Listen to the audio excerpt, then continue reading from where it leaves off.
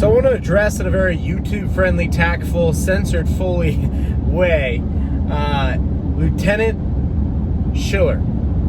Lieutenant Colonel Schoeller. He's an 05 in the Marine Corps, was. Now the left is calling for him to basically be put in a concentration camp of some sort because he has PTSD and needs to be reconditioned and separated from his family and separated from the financial system at this point in time, just because he's suffering from mental illness. Essentially what this guy did, and the video I'm sure will be gone at this point in time. I think it's over 1 million views, and whoever's got it out there, but the guy called out his upper leadership, and he's like, hey, this whole Afghanistan thing, like, we need to take ownership for this. Like, this is on us. And everyone's like, oh, you must have PTSD. You have to be gone. But I want to address this from a financial perspective. In his video, pretty much immediately, he put out there that I'm foregoing my retirement. I'm foregoing my benefits with the VA. I'm foregoing everything I've earned for 17 years serving this country, all the trips I've done to Afghanistan, all the sacrifices he's made. He's like, I don't want anything from this country. I want nothing. I want change is essentially what he wants. Now, he'll be put on a list, or he probably already is. You need to be mindful of this, you guys. Like, don't Fed post. Be careful what you're putting in your comments. Be careful who you're dissociating with and what you're talking about. Assume everything you're doing is being recorded. You live in a police state. Do not assume otherwise. And a lot of people are like, this is America. This is the home of the free, home of the brave. No. It hasn't been like that for a very, very long time. You live in a country that is mimicking Rome, and likely will probably shatter into a bunch of pieces at some point in time here. This is going to look like a failed state. The idea that we're going to, maintain the U.S. of A., probably not. But I want to address this from a financial perspective. He cites his wife's PayPal as, we're not doing any GoFundMe campaigns, but if you want to donate to her and the kids, that's fine. And he cites also he doesn't know what she's going to do as far as her decisions, but he's, at this point in time, sounds like he is lone wolfing it at this moment. I want to point this out to you guys because this is something that you're going to see. They were doing this to low-ranking people 5 years ago. They're talking about this all the time. You can go through the comments. You're consistently seeing this. So let me just get right to it. You will likely, if you do not comply, be canceled from the financial system at some point in the next 60 months.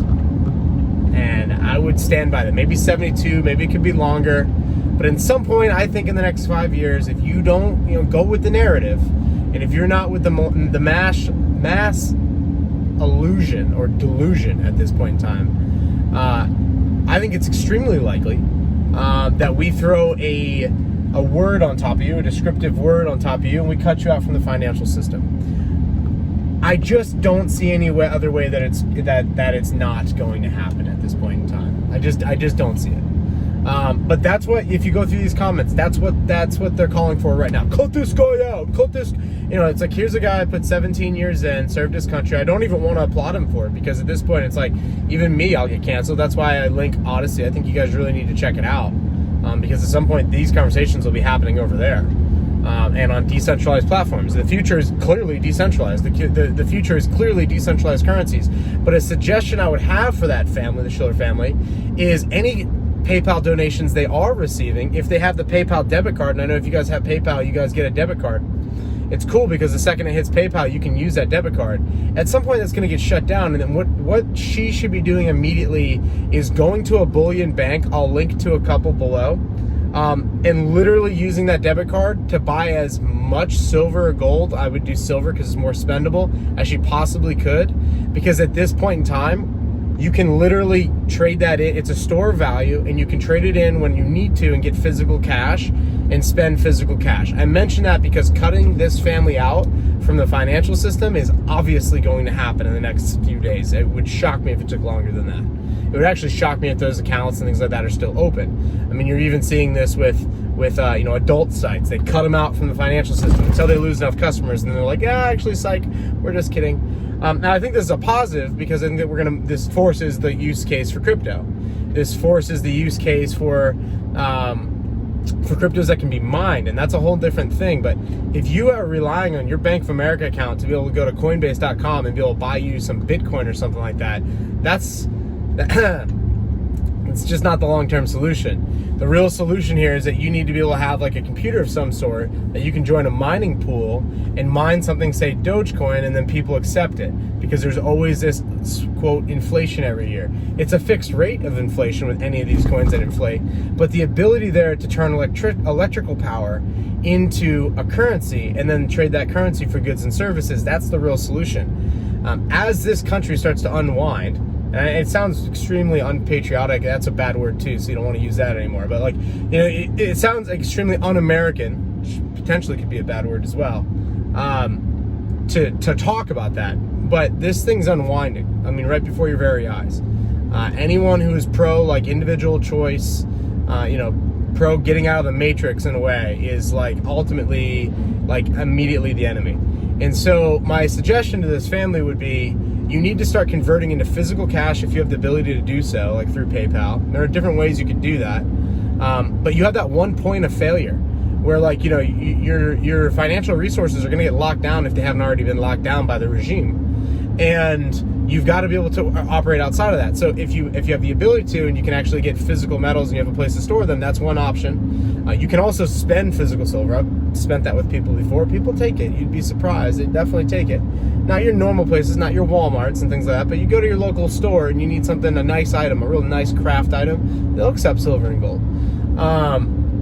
Cash, like I said, likewise, but I think they're going to pull cash out of circulation here within the next 5 years or less. And cryptos, I mean, because that allows you at least to be able to buy goods and services through the internet, through people that accept crypto, and a lot of websites do. But my concern when I heard him talk through this, like, yo, here's my wife's PayPal, here's all her information, you can send stuff to her if you'd like to. You know, he sounds like he's set himself up pretty well, like he's definitely a financially independent person, but unless they're really thinking like, are you out of the financial system? Because if you're not, that's your first point of failure. I mentioned it to you guys because, man, if you guys don't comply with whatever they have coming down the pipeline for you, whatever that may be, whatever side of the argument you are on what you should wear, what you should inject into your body, maybe what you should eat, what you're allowed to eat in the future, where you can live, what you can drive, what your carbon emissions might be, who knows? They're going to cut you out from the financial system, to which I say it's a dying system anyway. It's going to end terribly. And if you're at this spot where like your one point of failure is like, I have a bank account and I have a debit card, like, dude, you are so vulnerable. Like, you are in so much crap if anything happens. I mean, if the banks are shut down, which has happened in the past, happened after 9/11 and it happened after in 1929. And they were shut for 5 years in 1929. That's what they don't tell you in high school, is like, yes, banks shut down for 5 years, and that's why it was a seriously bad time. 9/11, they shut down for about a week. You know, ATMs get out of cash, but eventually they'll just call cash in. I mean, India this past year said you had 6 weeks to turn in your cash. After that, it was going to be illegal to have it. Whoa. Whoa. This is what governments do as they get towards the end. But you got to be thinking about where you sit in the financial system and make sure that you got some resilience. Mark Cuban mentions this. He hates gold. He's always bad-mouthing gold. And Mark Cuban's also a weird duck because I really respect him as an entrepreneur, but like, he doesn't play the national anthem at the Mavs games and stuff. And it's just like, you know, he's a weird dude. Very globalist in nature. But he does mention, I mean, he is about cryptocurrencies, which is a positive. And he is an entrepreneurial guy, and that's a positive. But he mentions, like, oh, be the guy that has a banana. Like, okay, yeah, the whole entire financial system falls down and you have a pound of gold, which no one does, Mark. Maybe he does, but you know, very few people have a pound of gold. But that's his example. It's like, oh, you're going to walk around and buy food with your pound of gold? And it's like, well, yeah, definitely, yeah, actually, you could. That's not a problem. But more likely is his case where he goes, but if you had a banana, people will trade you for that. So, you know, I'm not into gold, but, you know, I'm into bananas. That's kind of his joke. But it's true. You know, if you have a good or product or service that you can trade for things, particularly a good, an edible good, something that you can grow and you can have an abundance of, and you can literally exchange it with neighbors and build alliances, because when people get hungry, and that's what people don't understand at this point, I don't want to come out and be like, yeah, you know, prep, and like the world's falling, like, but you're going to see food shortages. You're going to see fuel shortages. You're going to see supply chains get messed up. You're going to see weird little acts of violence popping up in here. It might look like home burglaries. It might look like carjackings. It might look like this group squares off against this group downtown. Like, these little things are going to start happening more regularly until we get through the fourth turning. I've mentioned a few times here. But you need to be thinking about that one point of failure where if you're all in on the financial system, if you rely on your banking and your bank to like keep you, I mean, one, you need to have multiple banks. I mean, have at least 3 banks that you work with. 2, have cash. 3, you gotta have silver. It's easy to do. You can literally get a silver dime for $2. I mean, everyone should have at least a silver dime. And if you don't know monetary history, prior to 1964, we used to use silver, and then earlier than that, copper in our pennies, and then we actually, prior to 1933, we used physical gold in this country. And a $20 bill was a representation of physical gold. It was actually, there was a thing at the bottom of it that said payable in gold on demand. We got rid of that and we replaced it with in God we trust. But if you don't know monetary history, as the government tries to get more and more control over you, and you might think you're, free and have free ideas, understand that's not the trend right now. The trend right now is that we're moving into a globalist society. We're going to trap and enslave you, and you're going to comply. And if you don't like that, and you're sitting there watching this, and you're like, I don't like that, but you don't have a stack of silver, some gold, some cryptos, you don't even know how cryptos work at this point, you're not sitting in some cash because the dollar's still gonna matter at least one more time. Probably have this deflationary bust, and you probably have a crazy stock dump, and then everything's gonna get gnarly, and the people who have actual cash, it might be a real big deal for one more time. After that, they'll print it worthless, I guarantee it. But you've gotta have some redundancies and become as self-sufficient as you can. I know it's not possible to be fully self-sufficient, or it's harder to do, rather. But you've got to be thinking through this process of how can I have some redundancy so that I have the ability to make a choice? Because what we're about to see is some people not choose, or they think they have choice of what's on their body or in their body or their own person, and they're about to realize in the reality of things, nope, if you're part of the system, you will do what the system will tell you to do or else. And I just don't think people are looking at the redundancies and going like, okay, what are the solutions here? Long term, hopefully America sees a parallel economy form like they did in Soviet Russia. When Soviet Russia fell, there was already this entire parallel economy that was taking place. Hopefully that occurs, but it might not. And you've got to prepare for, like, how long can you go and purchase goods and services that you absolutely need, and what can you trade for those things? A barter-like economy. Even a guy like Dave Ramsey doesn't like gold either. It's the only biblical money is gold and silver, but Dave Ramsey doesn't like it. It's the only thing God refers to as like God's money. I mean, it's literally God's money, but he doesn't like it. He wants to trust the U.S. government, have faith in the U.S. government. That's fine. But if the U.S. government says, nope, this guy is done,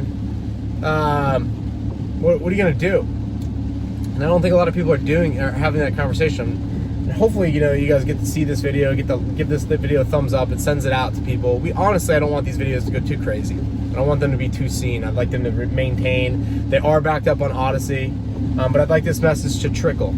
I'd like a couple people to hear it and tell their friends and family and neighbors.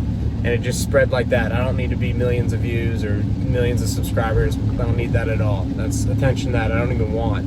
I do appreciate you subscribing to the channel because you have a better chance of seeing this type of content. But I think at this point in time, being as robust and redundant as you can, as self-sufficient as you can, and then let this thing burn itself out. It's going to end badly either way.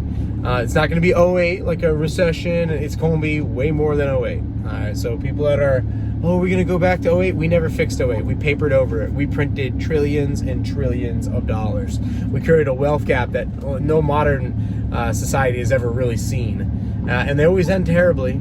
You always have one group of the population that can't buy homes and can't afford the inflating food prices, or can't afford the inflating rent, which we haven't even seen yet. We haven't seen inflating rents explode. And when that happens, things get more crazy and more chaotic until events happen, big events, kinetic events, and then at the end of that, everybody wants to get back to normal, and people are a lot harder and tougher at those point in times, and then you move into a new gate in history, and then hopefully you have another, like we did, another 80 to 100 year run of things just being great. But over the next few years, you have to anticipate all and everything potentially happening. all the way from foreign invasion, and people go, that'll never happen in America. It can happen a lot easier than you think. And these things are occurring. So be as robust as you can. Be careful about supporting people like the lieutenant colonel and how public you are about that. Because I do think our leaders, our higher brass officials, our generals need to take responsibility, but they're not going to. No regime towards the end ever does. All right, they blame it on somebody else. They blame it on the past administrations. They blame it on whatever. And they do what they want to do. They cheat, they lie. They tell you 2 weeks to flatten, and then they extend. They tell you 2 things in your arm, and then they add, hey, every few months you're going to need this. They enrich the people that are closest to the printing press, and then at the end of the day, the whole entire thing comes down, and a lot of people starve. There are famines, there are violent events, and everything gets really disgusting and nasty. And I don't think there's any avoiding it at this point in time. The left has gone absolutely insane. I mean, absolutely insane. I've never thought, like back in the day when we were fighting for gay rights as libertarians and doing it, that they would have taken it as far as they did to be like, we're going to cancel everyone who doesn't agree with our agenda, which is like these intellectual elites are going to make all the decisions for everybody else. And if you don't believe in that, then like we'll cancel you, shut you out, starve you out. It's just insane. I mean, it's absolutely insane. It's absolutely evil. And I'll go as far as to say that the left agenda is bordering on National Socialism. And you can look up what that was. It abbreviated down to 4 words. Back in the day, there was a guy with a mustache, and they were the Nationalist Socialist Party. And they did a lot of bad things to people that didn't want to comply, and they started with a medical agenda. And our left is copying the exact same playbook. I don't see any difference between what they're doing now and what they did back then. So hope you guys got some value out of it.